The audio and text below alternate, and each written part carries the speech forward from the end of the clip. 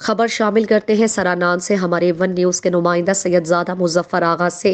All Pishin Afghan refugees and host football tournament کا final match Afghan football club Pishin اور youth Afghan football club Pishin کے درمیان Taj Lala football ground Pishin پر کھیلا گیا۔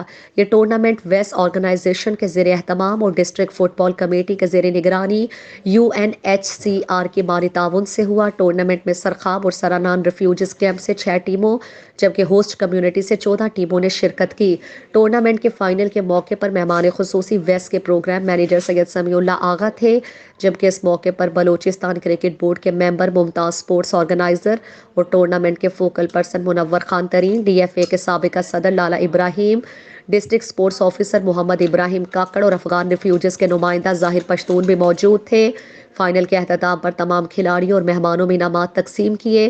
دریں اثنا افغان ریفیوجیز کے رہنما ظاہر پشتون اس ٹورنامنٹ کو خوش آئند قرار دیتے ہوئے کہا کہ سپورٹس نوجوانوں اور معاشرے کے لیے نہایت ضروری ہے۔ ہم ویس اور UNHCR کے اداروں کے ساتھ ساتھ حکومت پاکستان سے اپیل کرتے ہیں کہ پاکستان کے لوکل علاقوں کی طرح افغان مہاجر کیمپ سرادان، سرخاب اور دیگر کیمپوں میں بھی گراؤنڈ بنایا جائے تاکہ ہمارے نوجوان بھی معاشرے میں ایک اہم کردار ادا کر سکیں۔